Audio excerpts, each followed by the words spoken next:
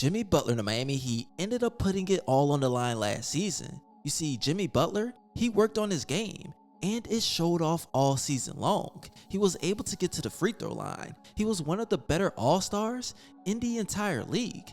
And whenever it comes down to Tyler Hero, he worked on his game as well. He ended up becoming a better scorer than a lot of people even gave him credit, and that's something I have to respect. He ended up embracing the role as a sixth man and ended up winning sixth man of the year. Now whenever it comes down to Bam Adebayo and Kyle Lowry, they did the best that they could.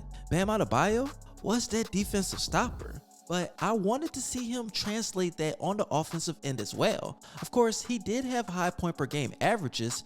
I just want to see him be able to hit some jump shots.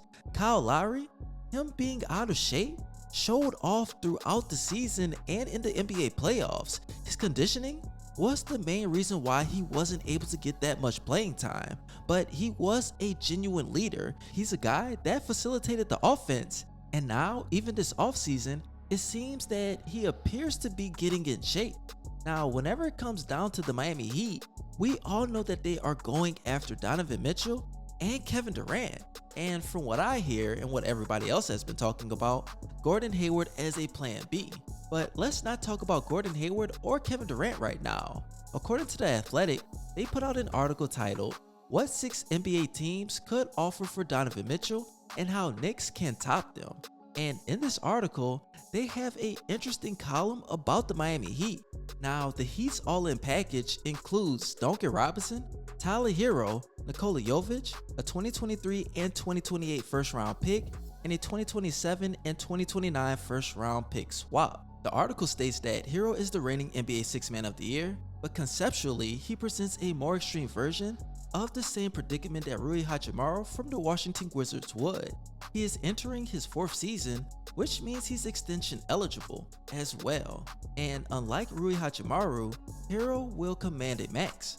Does Utah want to hand out such an expensive contract before its rebuild even begins?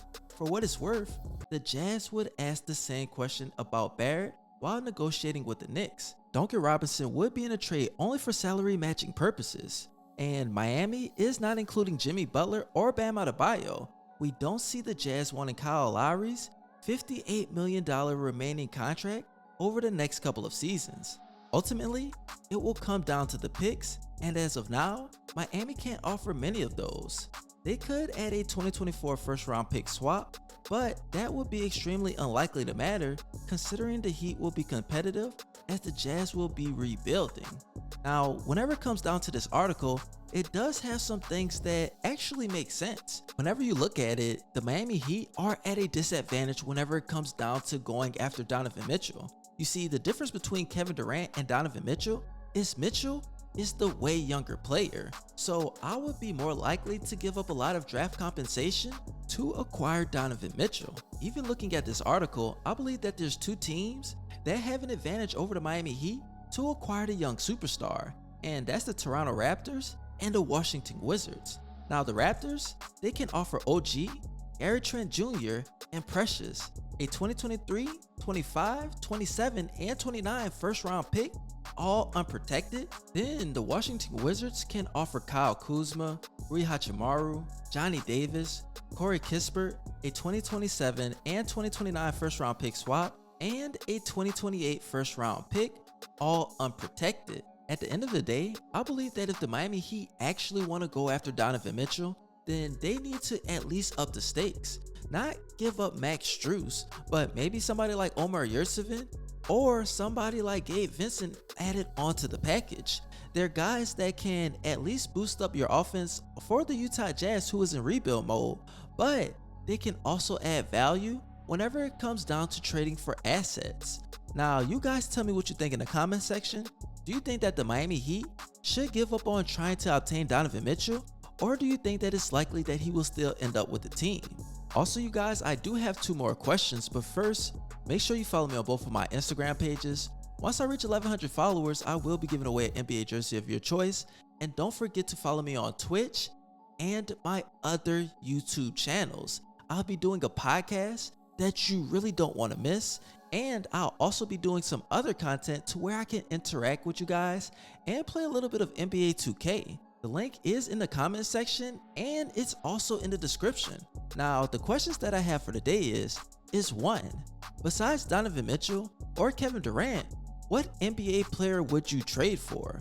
Will it be somebody like how we always talked about, like Miles Turner? Or will you go after Eric Gordon, Tim Hardaway Jr.? To me, I believe that guy is Miles Turner till this day. I'm really tired of talking about it. You see, Miles Turner, he can help you on the offensive side of the basketball and extremely on the defensive end. Bam Adebayo and Miles Turner, that will be a force to be reckoned with. Now, the second question that I have for today is how far do you think the Miami Heat will be able to go this season without making any trades? For me, I think that they can at least get back to the Eastern Conference Finals, but that's just something that I really don't know about. You see, the Milwaukee Bucks, they're on the rise. The Brooklyn Nets, if they're able to keep Kevin Durant happy, which I doubt they will, I just don't know. The Boston Celtics, they will try to at least repeat being the Eastern Conference champs. So there's some things that we have to look at, but ultimately I have faith in the Heat Nation. Now, I appreciate all you guys loving your support. Don't forget to smash that subscribe button on all of my channels. And as always, this your boy ScottyIce, aka Baby Bron. And you already know, I'm out.